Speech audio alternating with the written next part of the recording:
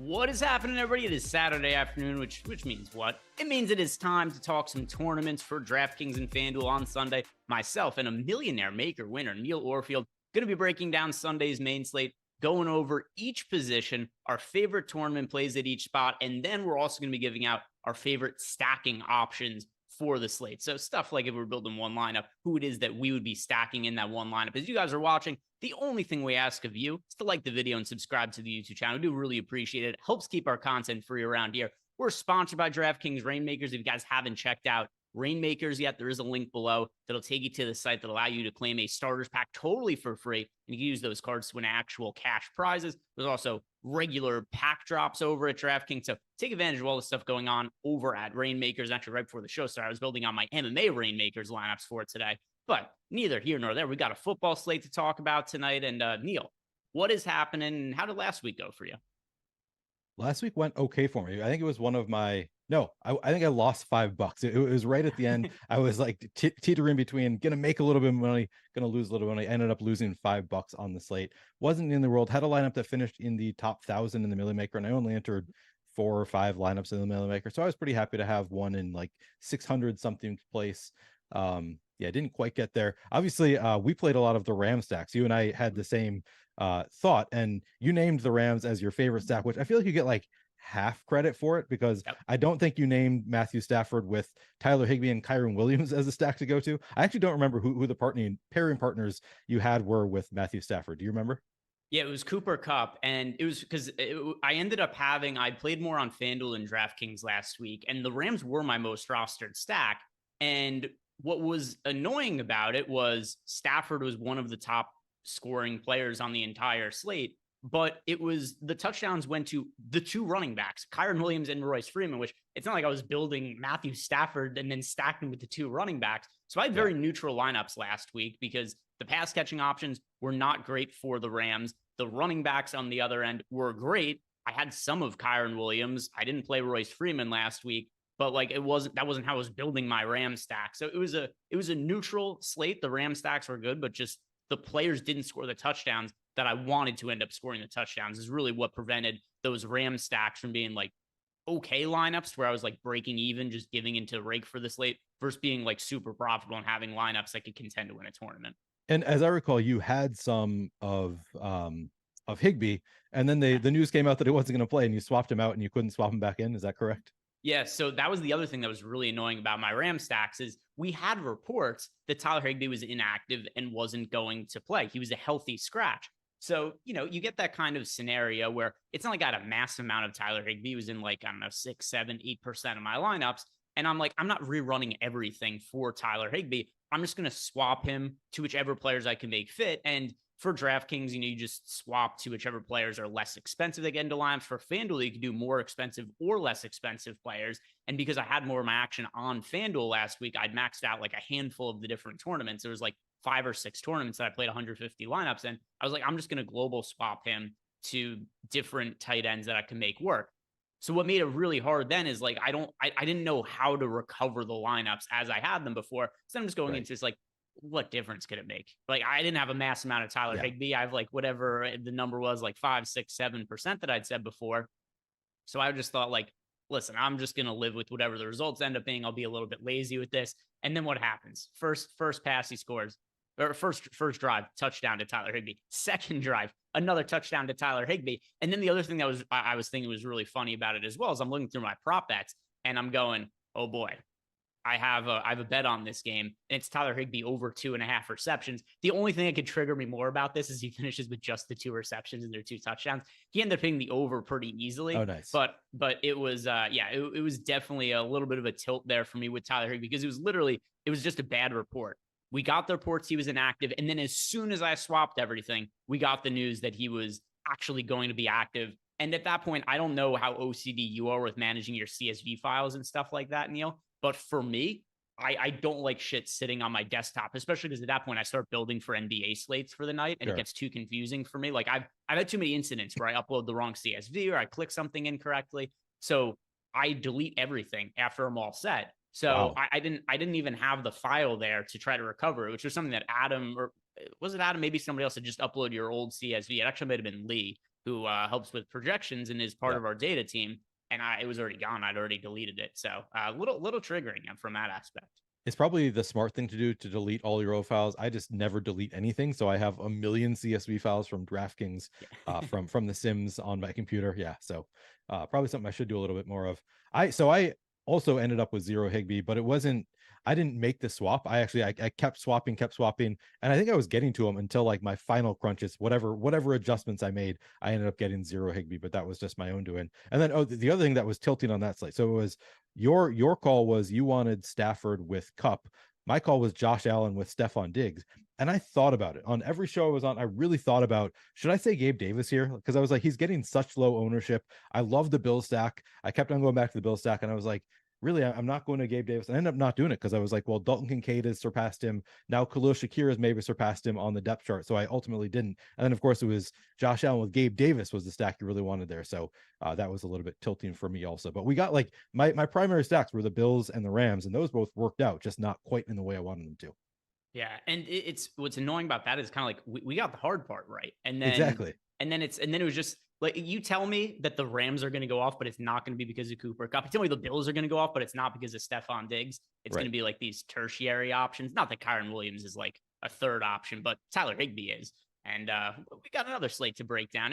Last week wasn't a good one, but wasn't a terrible one either. It was somewhere in between. We've got a super chat here from Weatherman7, and it is a sticker. It is one of his sexy dancing pairs that is saying, "How's it going?" And Weatherman7, what's up to you? Thank you for the super chat. And yeah, if any other questions or comments you guys have throughout the show, if you're in the Discord, one of the perks being a Stochastic members, you could always add us when you're watching shows. And if you want to sign up, there's links below to sign up for any of the packages at stochastic.com. But also always checking out and reading your guys' YouTube comments as well when we go through the show.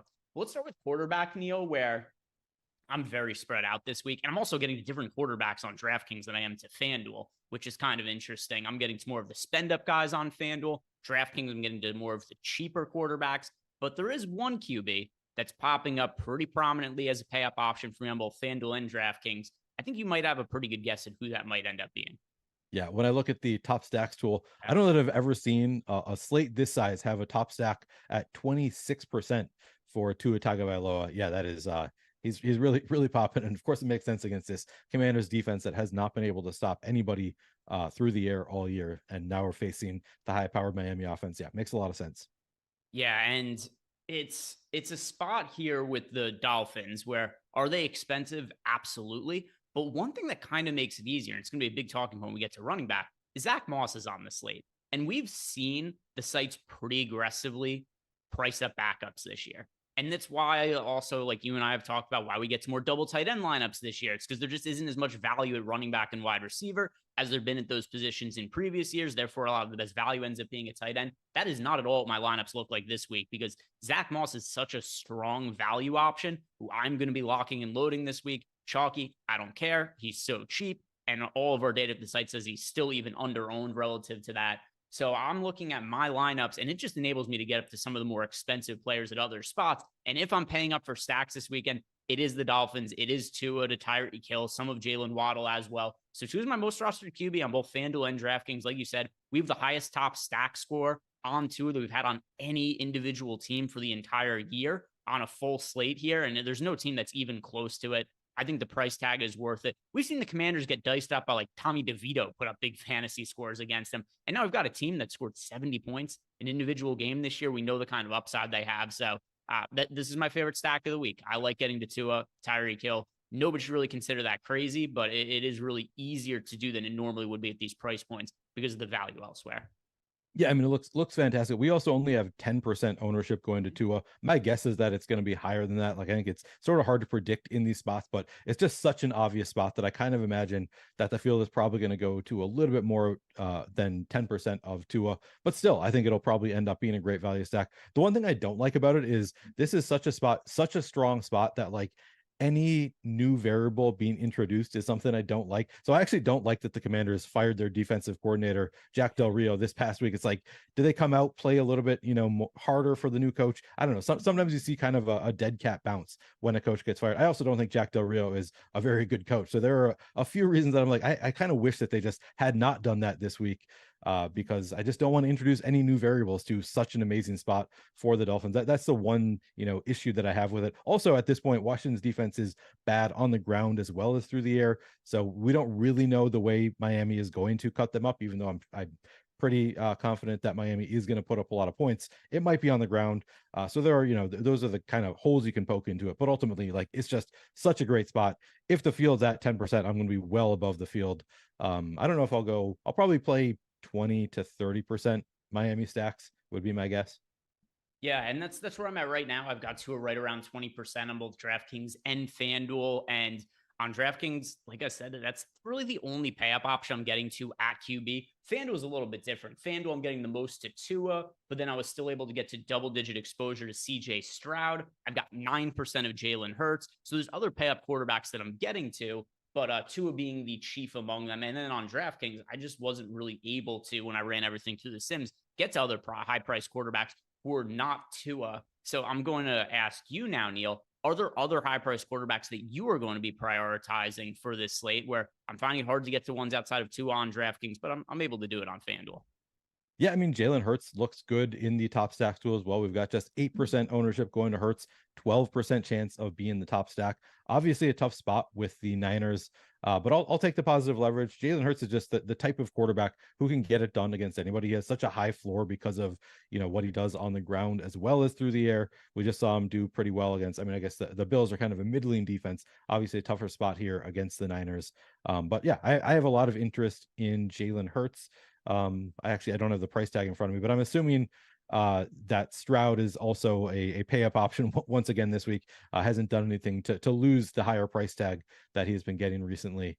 Nice spot against Denver. Denver's, they've been playing better recently. They're not the total awful defense that they were early on in the year, but still a defense you can exploit quite a bit. The Texans have a 25 implied team total, still a nice spot against the Broncos.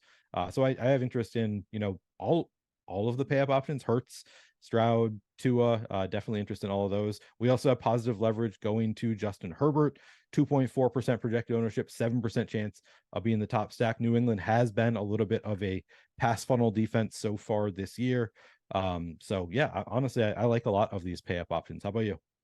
Yeah, so same deal. Like I was saying before, the only one I really get to on DraftKings is Tua. The price points on Stroud and Hurts are so exorbitant: $8,100 for CJ Stroud, $8,200 for Jalen Hurts. That to me, Tua has has more upside than those guys for DraftKings, where that's really my priority when I was spending up. If I'm paying up, it was him and it was nobody else. FanDuel, where the price tags are relatively cheaper because the salaries overall is just softer on FanDuel. I found it easier to get to some of those guys, but still, I don't love getting to the other guys on DraftKings. Not because I don't think Jalen Hurts or CJ Stroud have upside. I just think that Tua is that much better of an option, and I don't really like the restrictions that the salaries create on the slightly more expensive price tags on CJ Stroud and Jalen Hurts. We got 3 QBs in Justin Herbert, Jalen Hurts, and CJ Stroud priced 8K or above. It's a really, really steep price point for a QB, which is why when I look at my QB exposures on DraftKings outside of Tua, it's cheaper, guys. It's Kenny Pickett, it's Gardner Minshew, it's Derek Carr, and Brock Purdy. Those are the guys who I'm getting to on DK that are not Tua. And it is for some different reasons. Like I saw somebody in the chat, I think it was Josh Gillum. Yeah, Josh Gillum said, I like Derek Carr and I don't know why. I'll tell you why you should like Derek Carr. This is a team that throws the football a ton in games that they're trailing. They're playing against the Detroit Lions. We've seen, how many games is it? Like 2 or 3 games over the course of the last couple of months where Derek Carr is actually north of 50 pass attempts. So it's a spot where also we're kind of getting condensed targets, right? There's no Shaheed. He's been ruled out. Chris Olave, still his status is up in the air. It seems like he's trending towards playing, but we saw last week, Olave had over 100 receiving yards in the first half. If he didn't have that concussion last week, we would have seen Olave finish with 200 receiving yards or something like that. So now he's coming back. He's not massively popular. Derek Carr is cheap. So I think just based on the price tags and the volume, Derek Carr is a good GPP quarterback to get to. The matchup against Lions might not be the best on paper, but if they're trailing, which we probably should think is the most likely outcome, Derek Carr is probably throwing the ball 40 to 50 times. Yeah, he's got positive leverage in the top stacks tool, 4% ownership, 5% chance of being the top stack. Should be throwing the ball a lot. It'll be the tougher decision is in your Derek Carr stacks. Who do you want to pair him with? And obviously Olave, maybe the tight ends. I don't know if you want to go to like an AT Perry. That's where it's going to get complicated. Is like how far down the list do you want to go in your pairing with Derek Carr? But certainly a lot of pretty solid pairing options there. Yeah. So, by the way, and we had Brad Moore in the chat is bringing up the Saints are bad in the red zone. They have no receivers, and Taysom Hill is going to play a lot. Yeah, I mean the Taysom Hill thing is a nightmare because he ends up vulturing a lot of touchdowns. But here are the stacking options I'm getting to with Derek Carr. By a mile, the most frequent one is Chris Olave. Olave shows up in nearly all of my Derek Carr stacks. And then beyond him, I do get to some of AT Perry as a cheap value option. So AT Perry is, what is his salary? Yeah, $3,300 on DK. And there really is a lot of opportunity for him considering the amount of injuries that they have in the passing game. And then I also get to some of the Juwan Johnson at tight end. So it's Chris Olave. Second favorite one is AT Perry, and then some of Juwan Johnson as well. Primarily Chris Olave though, and I'm pretty cool with those options there. Are there any cheap QBs that you like getting to? Yeah, I think that was a good call out. Somebody in chat just brought up Kenny Pickett, who looks awful in the top stacks tool. So that is my biggest hesitation. It's obviously a great spot. Like I feel like Kenny Pickett is a good enough quarterback to do it against this Cardinals defense. Like you don't know how teams are going to attack the Cardinals, but they have been such a bad defense this year that you can make the case for Kenny Pickett. I'm not a huge believer in the talent, but the Cardinals 31st in terms of pass DVOA, 30th in terms of rough DVOA. So it's kind of up to the Saints how they want to attack the Cardinals, but they should be able to put up some points, for the Steelers not being one of the best offenses. This is a spot where it's a great spot for the Steelers. So you can certainly make a case for Kenny Pickett, but I will say 7% ownership, 2% chance to be in the top stack doesn't inspire me. They do have a 6.3% chance to be in the top value stack. So not a ton of negative leverage in that sense. I think you could go there. It's just not, doesn't stand out as like an amazing spot for us. By the way, I'm going to cut you off there because Kenny Pickett was in my list of cheap QBs that I'm getting to. Oh, sure. And if you don't touch any of the data in the sims and you just press go on the contest generator and then click sim on the lineups afterwards, you're going to get to a shit ton of Kenny Pickett. Our data loves Kenny Pickett through the sims this week. And I do think that there's a couple of narratives to point to here that could actually be relevant. Right? Like there's actual data behind these narratives that are going to be important to me. Matt Canada's gone. And is Kenny Pickett going to be all of a sudden be like a stud quarterback? No. But I do think that there's reason to think that the overall offensive philosophy and some of the game planning has changed a little bit because in the first game without Matt Canada, Kenny Pickett threw the most pass attempts that he's had since week 1 of the season, which that's like a real tangible data point to me that matters a whole lot. And it was probably the best game we've seen Kenny Pickett play ever, maybe. And I know we didn't have the biggest fantasy performance, but a lot of times that's just kind of touchdown dependent. Do you remember somebody was messaging us on Twitter the other day, Neil, and asked us, why do you guys like Matt Stafford? He doesn't have any games with the whatever he decided was the requisite amount of 20 fantasy points. Yeah, there was some number that he had decided that Matt Stafford absolutely needed to have. And I did understand where it was that he was coming from, but at the same time, every slate is different. And also, the past results don't always indicate the future because if you looked at Stafford's numbers for the season, they weren't terrible. The reason he wasn't really having a lot of upside was just because of touchdown variance. He was not the guy who was scoring touchdowns. And then what happens? He has like 3 touchdown passes immediately in like the first quarter of the game, and all the variance comes back at once. Kenny Pickett probably played as well as we've seen him play the entire year last week, completes 24 of 33 passes for 278 yards, also had 5 rushing attempts, which is pretty nice. Just didn't happen to score at all. And now they're in a pretty good matchup on paper, and it's a spot, too, where if Kenny Pickett plays as well as he did last week, you would expect him to score touchdowns more often than not. So I do think he's a pretty good value option at QB, and it is a team I like building stacks around. And I will say, so he doesn't look like a great spot in the top stacks tool, but in the boom bust tool, we actually have Kenny Pickett getting 7% ownership, 10% chance of being optimal. So it's, maybe you don't want to overstack it, but yeah, he actually looks pretty good in the boom bust tool as well as the sims, as you say. So Kenny Pickett, definitely an option for us this week. It's funny, in the top stacks tool, the Rams actually look great again at 1.4% ownership, going to Stafford, 4% chance to be in the top stack. I'm not sure if I'm going to get there against Cleveland, but I guess if Myles Garrett is out, maybe that helps a little bit. It's tough to really want to go to players against that Cleveland defense all that much. But I have to note that it does look good in the top stacks tool. Brock Purdy actually is pretty interesting to me. I mean, you'd expect the Eagles to be able to keep up with the Niners, put up some points. So maybe the Niners going to have to continue throwing throughout the game. Eagles have been a little bit of a pass funnel. Their secondary has not been great recently, 21st in terms of pass DVOA. The Niners actually have a 25.5 implied team total. I don't know if maybe you already mentioned Brock Purdy talking about cheap quarterbacks as well, but that's another one that I am interested in. So Brock Purdy was like the last QB on the cheap end that made the cut for me.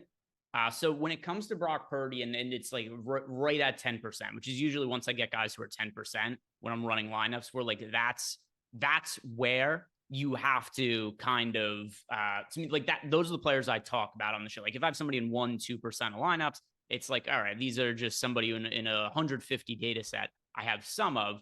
But if the guys I have 10% of, like those are the guys I talk about as my core plays when I'm doing content. Brock Purdy just barely making the cut because he's in exactly 10% of my lineups. And a lot of those lineups actually do have him stacked with Christian McCaffrey. And I do find it hard to really know what I want to do with the actual pass catchers. Like I get to a little bit of George Kittle, some of Brandon Ayuk and Deebo Samuel. But the biggest hurdle for me in terms of like aggressively playing him is that you don't, like, at least for me, I don't know which wide receiver or tight end if it's George Kittle is going to be the guy. Yeah, I mean that's definitely fair. It's not a condensed target tree there for San Francisco, so that does make it a little bit tougher. Yeah, as I'm looking through and picking out quarterbacks, I realize why you said that you think it's going to be you're going to be pretty spread out at quarterback this week, and I do see several quarterbacks that kind of like I'm like, well, Sam Howell looks okay. Like Miami's defense has gotten better recently. It's not the best spot there, but that game could really shoot out, and then Sam Howell is going to be the cheaper quarterback that you could get to. So I think Sam Howell is in play certainly. Gardner Minshew, I knew as I was running the lineup generator, I was getting to a bit of Gardner Minshew in a kind of pass funnel spot against the Titans. They've given up some really big games to passing offenses, so it makes some sense to go to Gardner Minshew. Yeah, there are a number of pretty solid quarterbacks on the slate, although none of them really hold a candle to Miami. Anything else at quarterback that you really want to bring up here? I'd mentioned that over on FanDuel, my exposures were a little bit different at quarterback because I do get to Tua, Stroud, and Jalen Hurts. I just found it easier to spend up there, and then I go a little bit cheaper on DraftKings. Like I don't get to Kenny Pickett the same way on FanDuel that I do on DK, and then same like guys like Derek Carr was getting to on DK don't really get to on FanDuel. But anything else that really stands out? Not really. I think we've kind of named all the most interesting quarterbacks. All right, so let's go ahead now then and start to talk about some of the running backs. And when we talk about the running backs here, the conversation has to start with Zach Moss. I know a lot of times you and I will talk about the spend ups of running back. We kind of work our way down, but it's very rare that you have a scenario where Zach Moss is $5,600 on DraftKings. He is $4,600 on DraftKings, $5,600 on FanDuel. The min price on DK is $4,000 for running backs now. And we usually see backups priced in the mid 5K range just on the off chance that the starter gets hurt. And, they've kind of DraftKings and FanDuel try to make it so that you can't just jam these guys in and make it like a free square type play. This is the first one of these we've kind of seen of the entire year where somebody's it's such a cheap role as like a real workhorse type back at this kind of price point. I don't know what his ownership is going to end up being. I think it could approach like 70%, maybe even in the Millie Maker, if I'm being honest. Although with that said, we were doing the show last week. We were talking about how popular we thought Jonathan Taylor was going to be and what we we're going to do with his ownership. I was getting to, I think it was 94% of Jonathan Taylor or something like that at the time.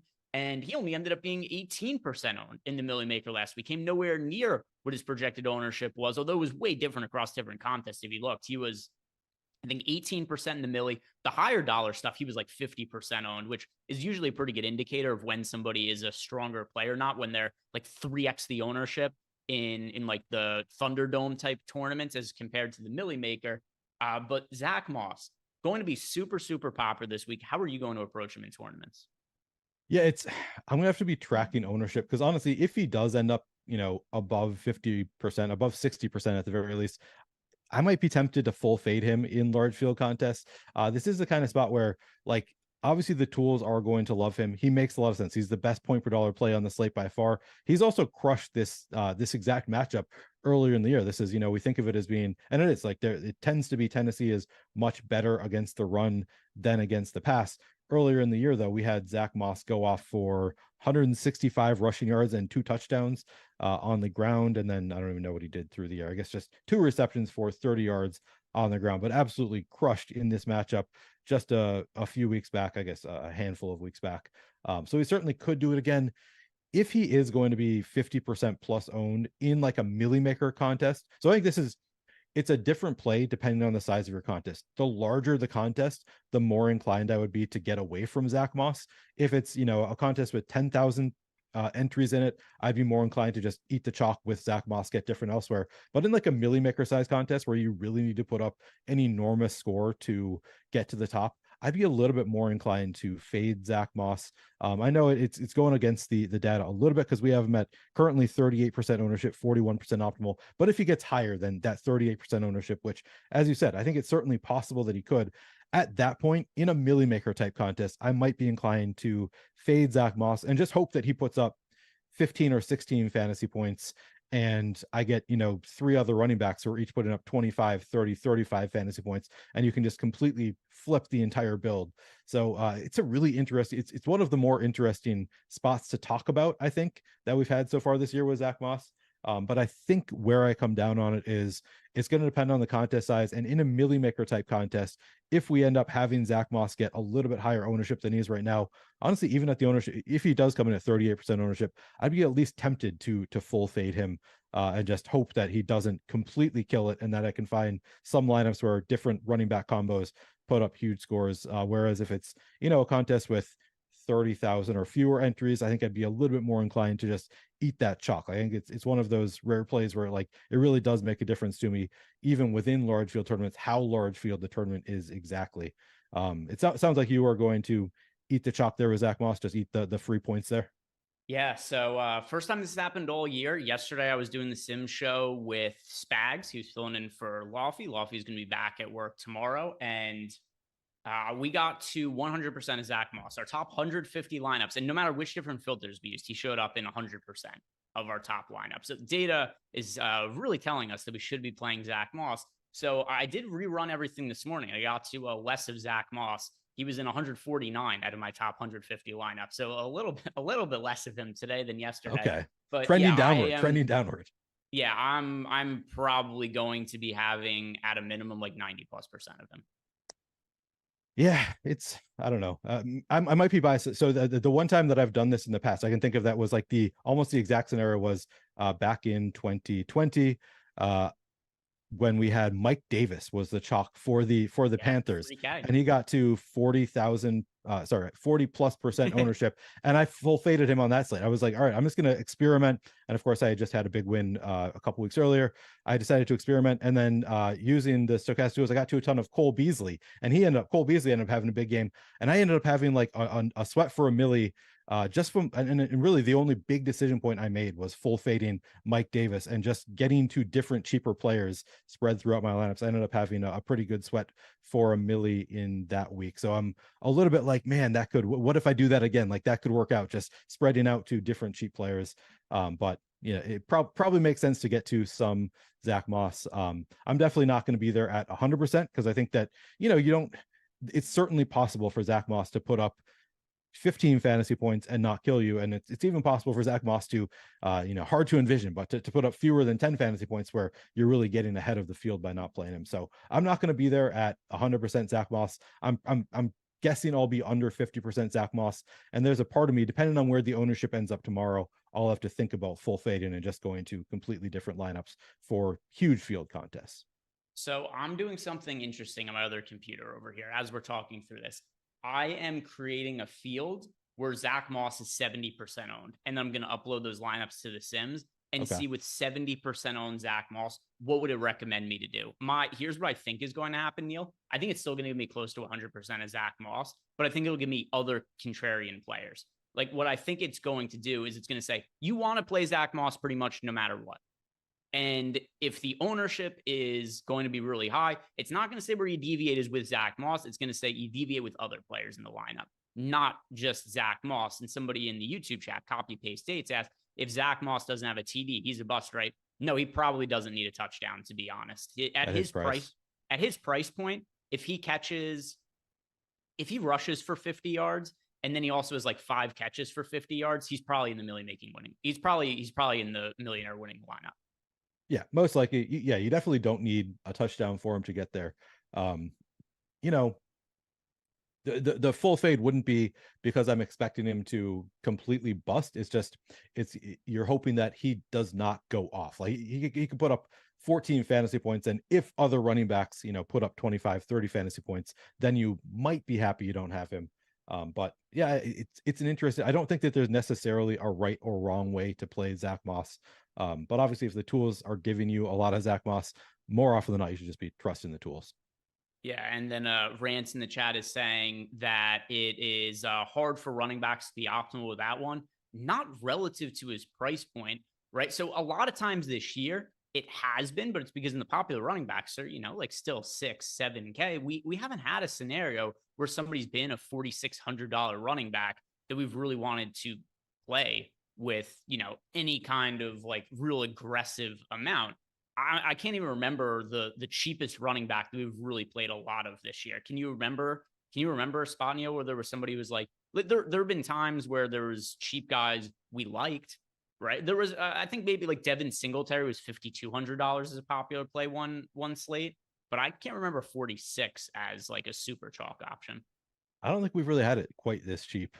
Yeah, it's a unique scenario for this year. Like we've had a lot of these in the past, but for this year, we have not had a ton of these Zach Moss level plays.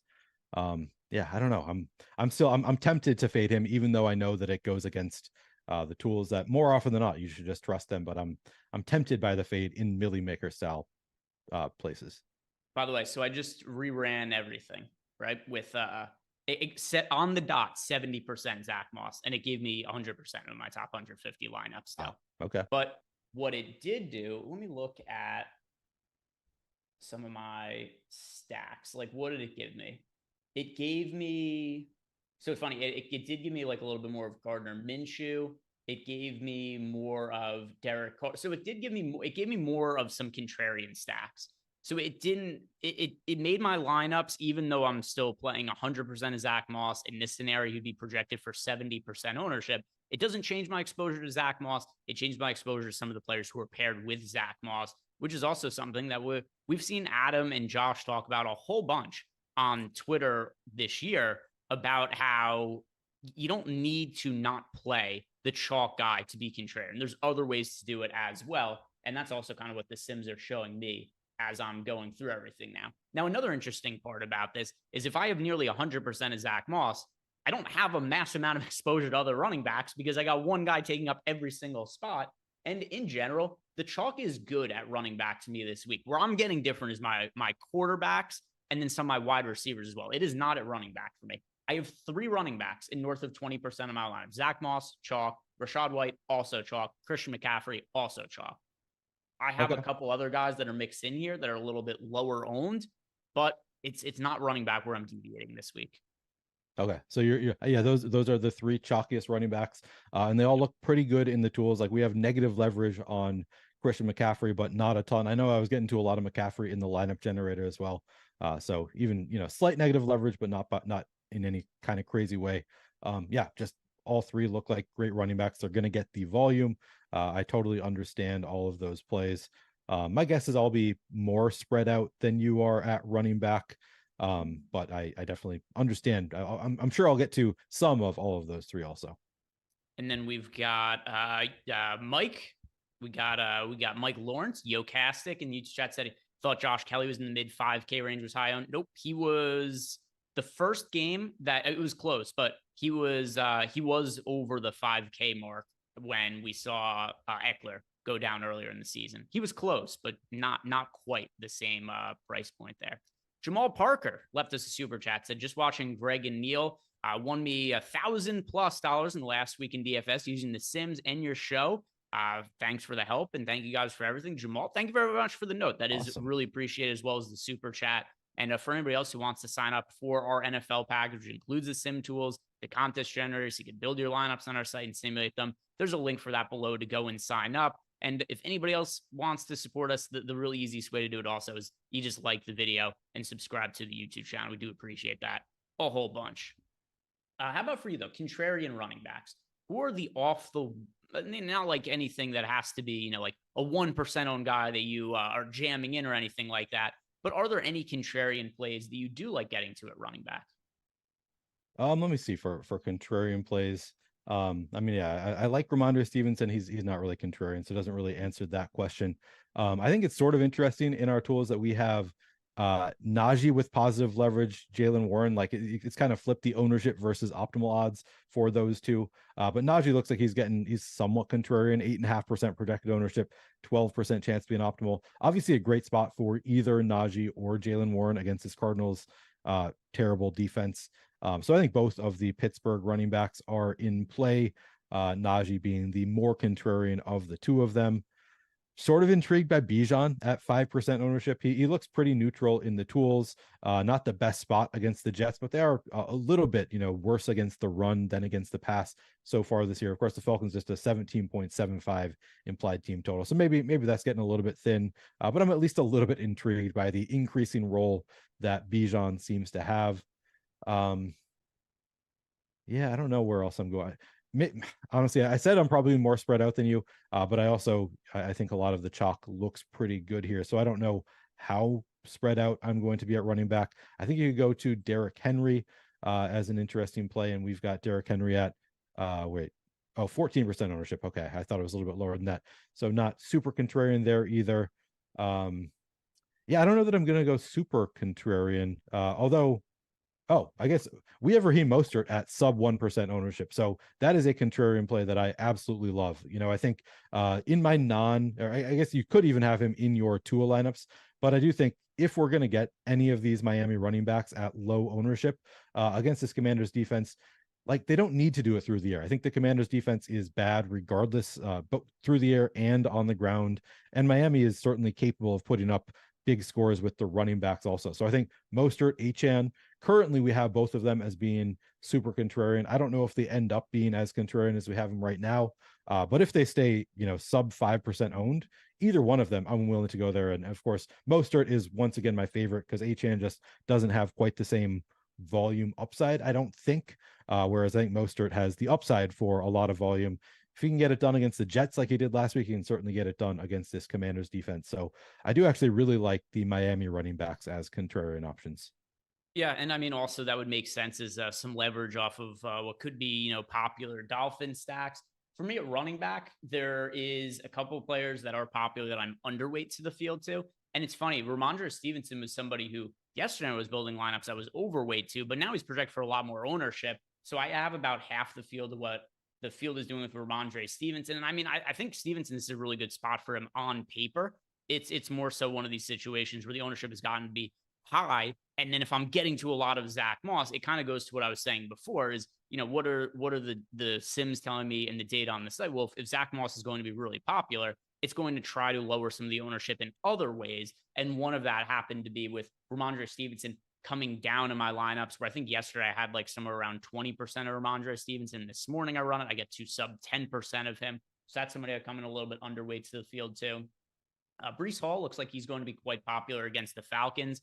And yesterday, I wasn't exactly sure if he was going to be in or if he was going to be out. He's still listed as questionable, but got a full practice in yesterday on a Friday. It's usually a pretty good indicator that they're going to be in. So if you're looking to go a little bit cheaper and maybe not be quite as popular as like Rachaad White or Zach Moss, so that is a different price point. Breece Hall is the guy I like the most at $6,400 against the Falcons. Anything else that you really want to bring up here at running back? Well, I saw somebody brought up Chuba and Miles Sanders now that Frank Reich is out in Carolina. It's actually really interesting looking at last week because they 14 carries for Chuba Hubbard, 15 for Miles Sanders. So it doesn't look based on that like a huge split. But then you actually look deeper at the numbers.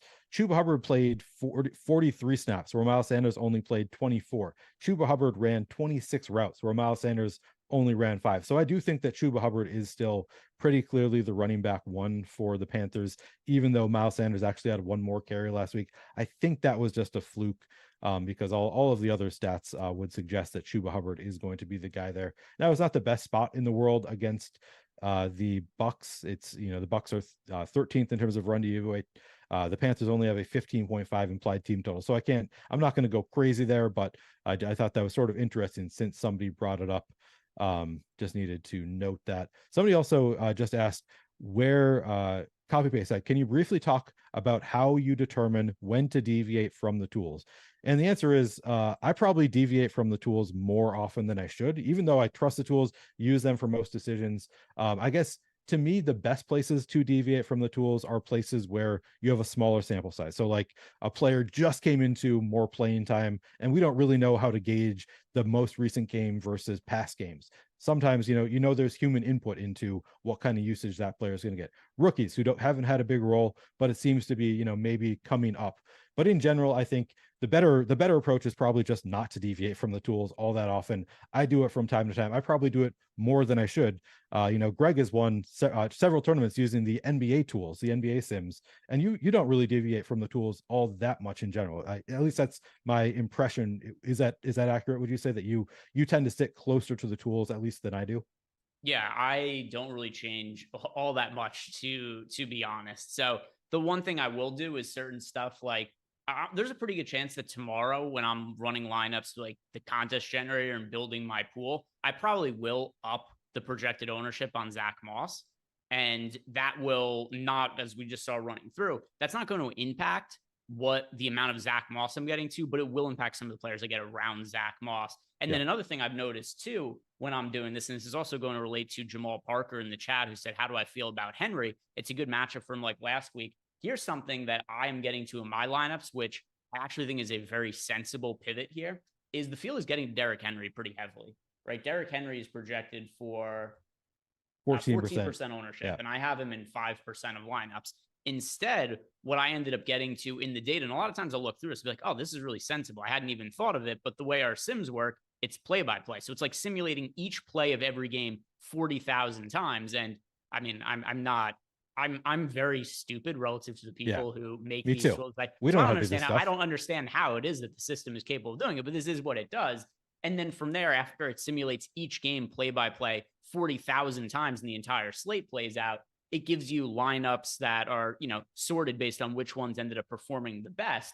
And one thing I thought that was really interesting related to how to correlate lineups and changing some of the ownership and Jamal's question is while I'm not getting to very much of Derrick Henry relative to the field, I am getting overweight to the field on DeAndre Hopkins. And DeAndre Hopkins is cheaper than Derrick Henry. He has about half the ownership. And then also, if you kind of look at, Zach Moss, let's say Zach Moss has a big game and to me, he's pretty game script independent. Zach Moss, like he's going to be involved in the passing game if they're trailing. He's going to be involved in the run game if they're ahead.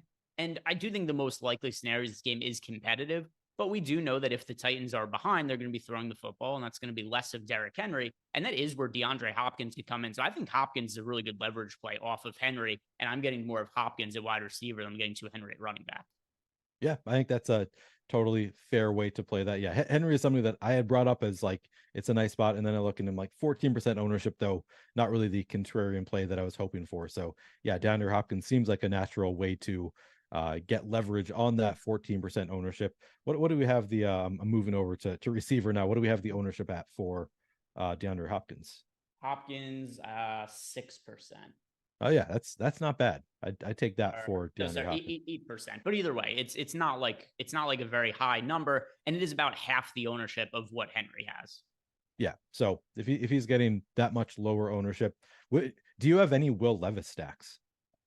Do I have Will Levis stacks? Because that was a quarterback that I was thinking about bringing up. I think that I am still just probably infatuated because of that first game where he just looked like a gunslinger who could get it done. And I've played a little bit of him several times since, and hasn't really worked out for me. This is another slate where I'm like, maybe think about it. Not significantly. On my top 150 lines, 5 of them were Levis stacks with Zach Moss as a run back.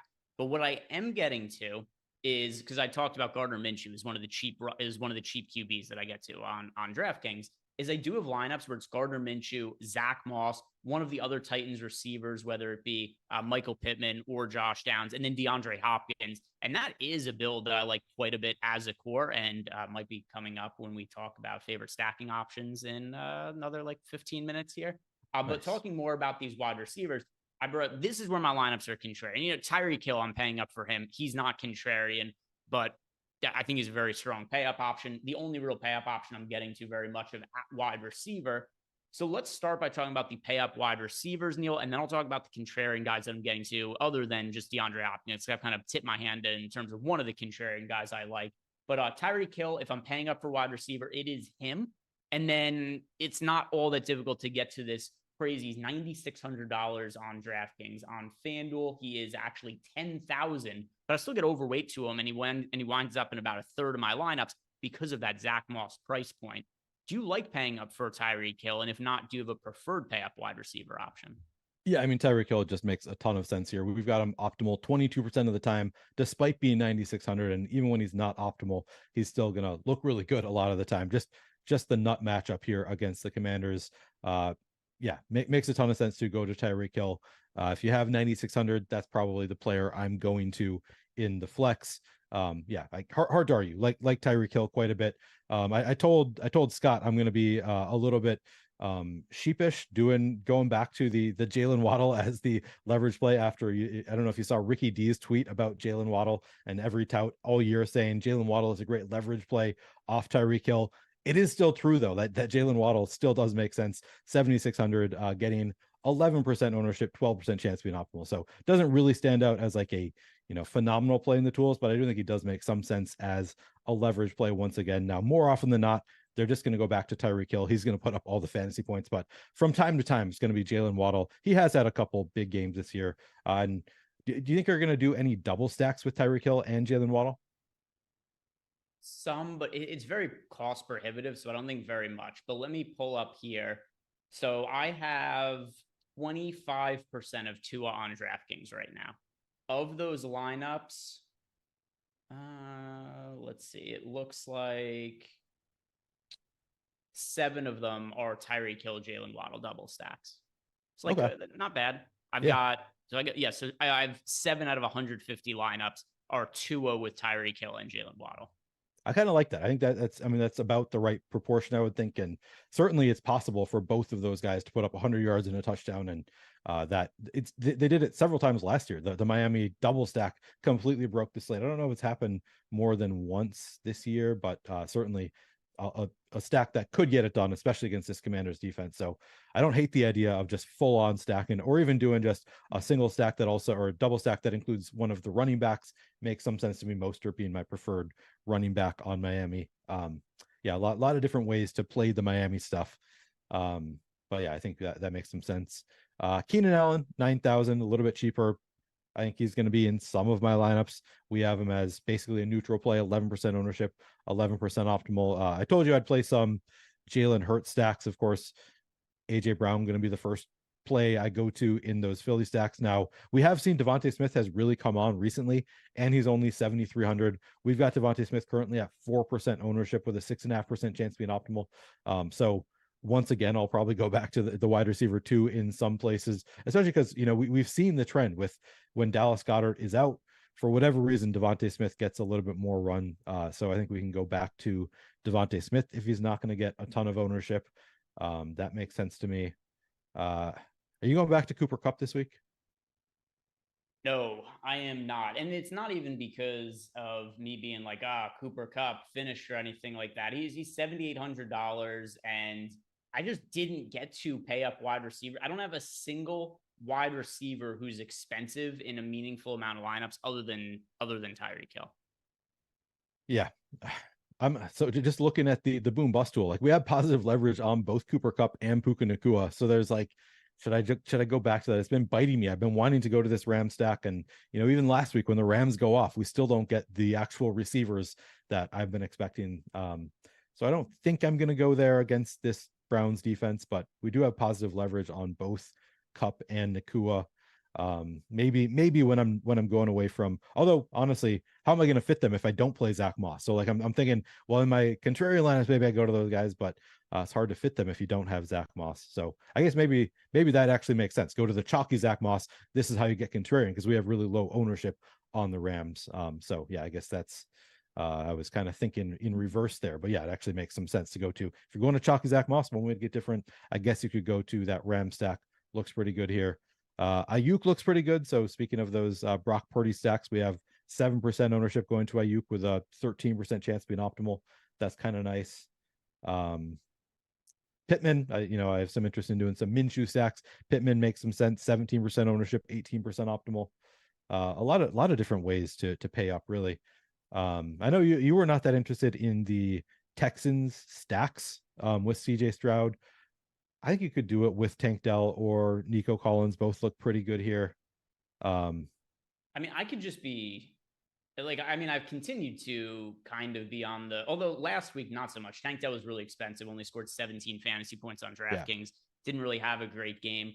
But to me, he's just kind of reached a ceiling price. Like maybe next year he'll be priced amongst like Tyreek Hill and Cooper Kupp and all those guys regularly. But he's $7,400 on DraftKings. He's $8,200 on FanDuel. He's also still picking up some ownership, and the data just doesn't get me to him. I for the second week in a row, I hardly get to any of Tank Dell. Yeah, they're getting so many targets recently. Nico Collins and Tank Dell again, 9 targets last week for Nico, 8 for Tank Dell. I think it was like 12 and 13 the week prior. So I also is Noah Brown playing? Do we have confirmation there? Because that actually would affect it for me. If he's out, I think I'd be more inclined to maybe go back to them. But let me look at the status of Noah. He is listed as questionable, although he did not practice yesterday, which is usually more of a better indicator if somebody doesn't practice on Friday, like not even a limited practice, didn't practice at all. Yeah. That does generally tend to mean a player more likely to sit than end up playing. So yeah, if he sits, that would change the equation a little bit. But right now he is projected in because he's listed as questionable. Yeah. If Noah Brown ends up sitting, I think I'll have some interest in Nico Collins and or Tank Dell, and maybe even do that double stack, go back to that. If Noah Brown plays, it's going to be tougher for me to get there. And then maybe, I guess if Noah Brown plays, then I guess we have to think about going to Noah Brown instead of those two. But yeah, it sounds like he's probably more likely to miss. We've got Thielen at 9% ownership. So I thought I saw somebody saying 2% earlier. It is. I thought he made a good point on Adam Thielen. He's such a bust last week. Hasn't been as great recently, but early in the year he was crushing so much. Now his price is down a little bit, the ownership down a little bit. Maybe you can go to Adam Thielen here. By the way, he's a contrarian wide receiver I like, and I don't think he's going to approach his ownership projections. He's been a guy whose ownership has been difficult to project all year because earlier in the year, if you remember, he had a couple of big games, and all of a sudden he was like crazy chalk. Like we were seeing Adam Thielen come in like 3, 4, 5x his projected ownership on weeks. And now that he's really dropped off, I think we're going to see the inverse happen, where he's projected for 8, 9% ownership. I think we see it end up being like a third or a fourth of what it's going to be, in the same way that the inverse, where he was like 3, 4x his ownership earlier in the year. So he's somebody who I am getting double-digit exposure to in Adam Thielen at $6,600. We've seen the upside that he's had in this offense this year. And I know people are going to say, oh, Bryce Young is terrible. Yeah, you know when Bryce Young also sucked, like week 4, week 5, when Thielen was having big games, and Thielen still was managing to break DFS slates. I think the field is going to get totally off of Adam Thielen this weekend for good reason. He's been nothing the last few weeks, and this is one of the contrarian wide receivers that I like. Like there's a handful of guys in this 6K range that I get a decent amount of. Chris Olave is one of them. Adam Thielen is one. I talked before about another one being DeAndre Hopkins, only $6,100 for Hopkins. And then one other one as well is Terry McLaurin, who's a little bit cheaper, $5,500, but he's my favorite run back for the Dolphin stacks. Yeah, and that makes a lot of sense. Are you doing run backs in most of your Dolphin stacks? Let's see, what percentage? That's what I'm debating, whether I'm going to require it. I don't think I will require it, but maybe I'll give a boost or something. I have McLaurin in 20% of my Dolphin stacks, and I have Logan Thomas in 28%.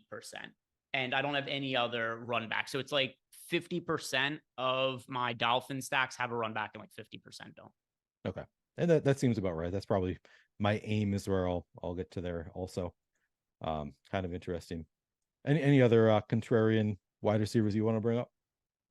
Not on like the expensive or the mid-range, but there is a cheap one that I like quite a bit. And we have Courtland Sutton projected to be, actually his ownership's come down a little bit since yesterday, but Courtland Sutton is projected generally across the industry as being the guy for the Broncos. And I actually do like pivoting and getting to Jerry Jeudy instead. Judy is cheaper this weekend.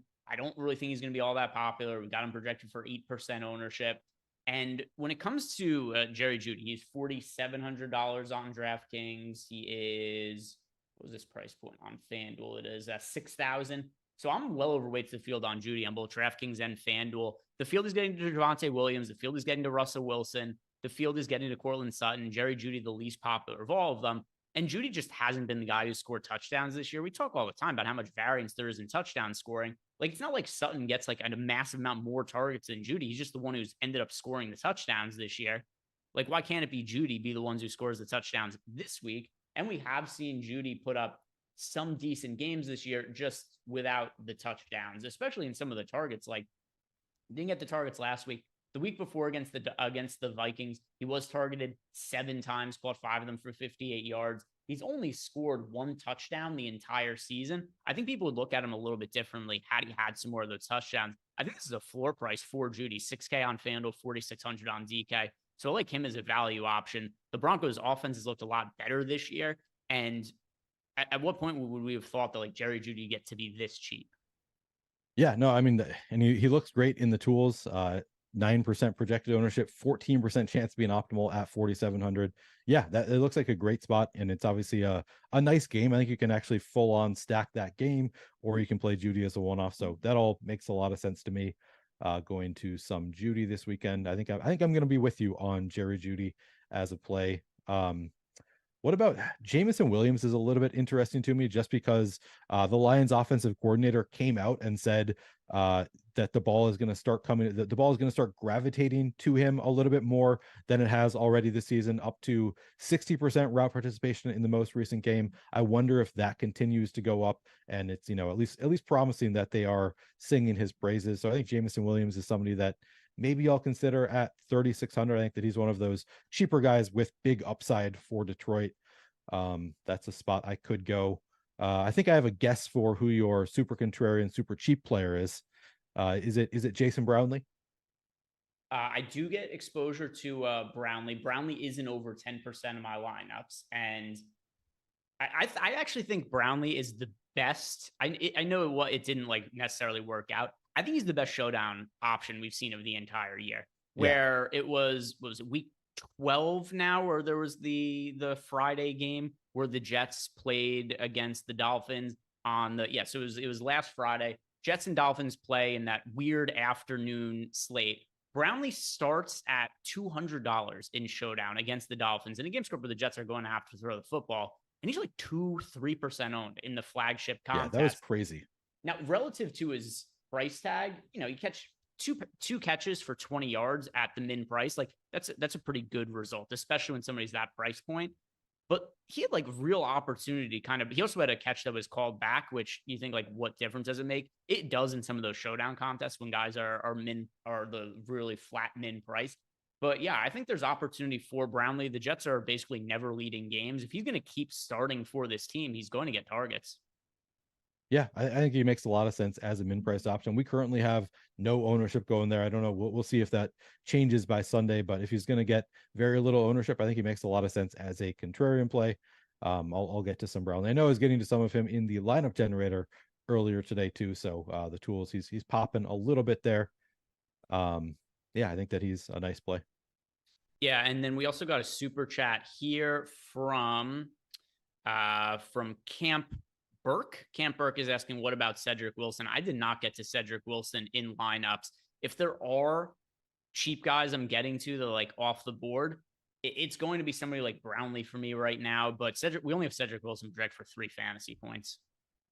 Yeah, it does not look great for us. What was his let me look. So last week, Cedric Wilson only ran 6 routes last week. So yeah, I don't think that he's a very strong play. And then if I go through some of the other wide receivers I get to, it's players who just correlate with my quarterbacks. Like Josh Downs, he is fairly popular, but still does make it into lineups for me. And then also George Pickens, which, listen, if I'm going to be playing Kenny Pickett, I've George Pickens, I have Deontay Johnson. Both of them are projected right around 10% ownership, and I get overweight to each of them. So that is a spot too where I'm a little bit different at wide receiver. So other than Tyreek Hill, my wide receiver exposure is fairly contrarian this week. Yeah, and I like the George Pickens call. I think he was, they came out and said after Matt Canada was fired that George Pickens is going to start seeing the ball more. And he looks great in our tools. 10% ownership, 14% chance of being optimal. He's down to 4,800. So love that especially against this Cardinals defense. That makes a lot of sense. You could obviously also go to Deontay Johnson if you want to. He's 5,000. Doesn't look as good in the tools, but still 10% ownership, 10% optimal. I think both of those Pittsburgh receivers make a lot of sense here. I think that we are largely on the same page here. All right, so let's go ahead and look at the tight ends then to finish it out. And tight end absolutely sucks this weekend. It is like I know we say this almost every single show, but I mean even more so this week where tight ends suck because we don't even have Travis Kelce to get to. Trey McBride is officially listed as questionable. I assume he plays. If not, I don't know what the hell it's going to do to my tight end exposures here.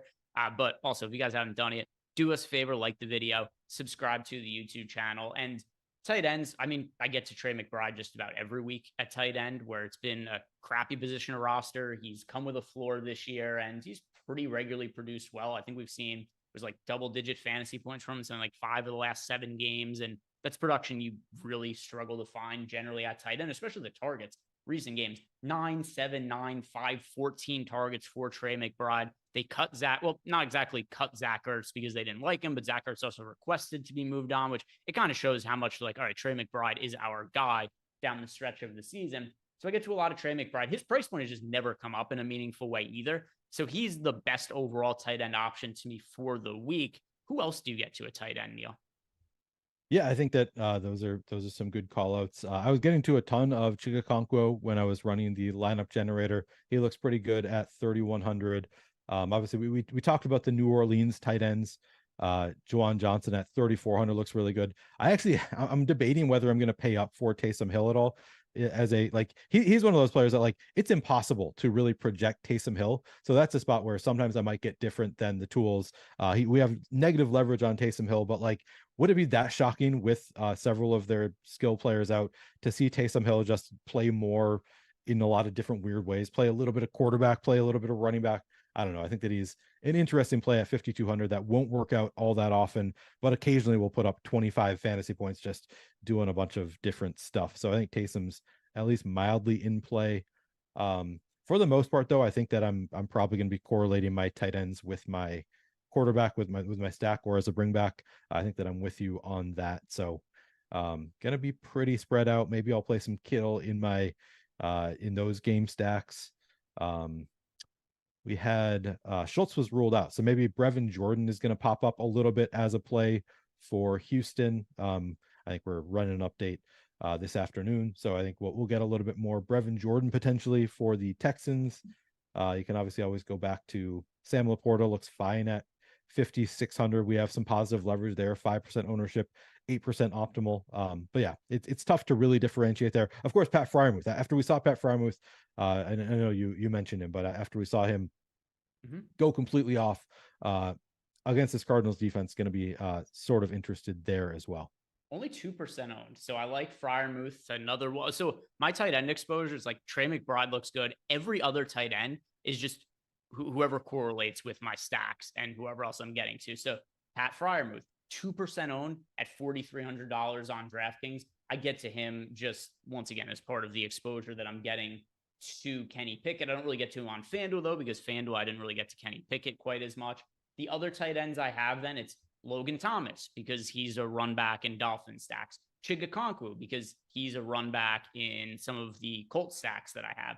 Durham Smythe, who just fits in with my Tua exposure. And also, Smythe is only $2,500, projected for 7% ownership. This could be one of these slates where every single tight end sucks. And it's just like, hey, you have the cheap guy who had 2 catches. That's right. What ends up being, good for the slate.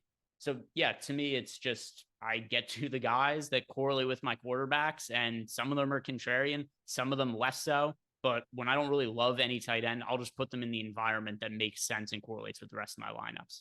Yeah, and I think that makes a lot of sense. But when no tight end is standing out, just try to correlate in that way and hope that it works out. All right, so Neil, let's wrap up the show with I have very minimal confidence in my pick this week compared to some other ones where I've been on the money with some of my stacking options lately, but I really don't know where to go for this week because I'm so spread out at quarterback. But let's do it. If you're playing one lineup this week and you're trying to choose what stack you're going to go to, the quarterback and the pass catchers in it, which way are you going to go? Yeah, I'm really struggling with this one. I think I'm gonna go. I'm tempted to go with one that has massive negative leverage currently, and part of me is like, well, that's really dumb if I do that. Screw it. Maybe I'll do it anyway. I'll go with the Kenny Pickett with Freiermuth and Pickens. Okay, so for me, here's one way I think you could differentiate some of your Zach Moss lineups. Combine it with the passing game for the Colts. I know individually these players aren't contrarian, but I do think this particular build is going to be contrarian. And that is I'm going to go Gardner Minshew, Zach Moss, Josh Downs with DeAndre Hopkins as the run back in on. So like a whole thing. I've given out lots of guys here. Okay. I've got a double stack and a run back in it. And can you give us the rest of the lineup, Greg? Yeah, and then I'm also going to be going with, let's see, other running back, probably Christian McCaffrey will be in it, Rashad White, Tyreek Hill, just all the other players have a bunch of exposure too.